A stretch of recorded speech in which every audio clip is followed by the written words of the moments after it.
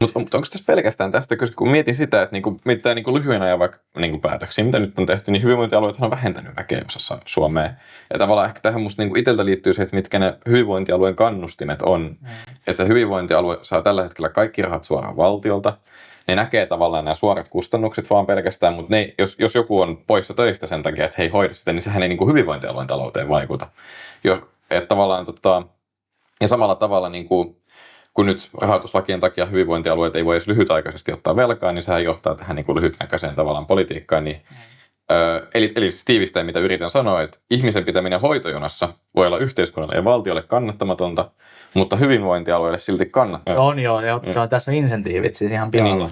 Ja siis tätähän kun hyvinvointialueuudistusta lähdettiin tekemään, niin väännettiin nyt vaikka, että pitäisikö hyvinvointialueella olla verotusoikeus, niin tämähän on yksi avainkysymys tässä, että hyvinvointialue ei voi tällä hetkellä sen enempää kuin diagnooseja kirjaamalla vaikuttaa siihen, että kuinka paljon rahaa ne saa.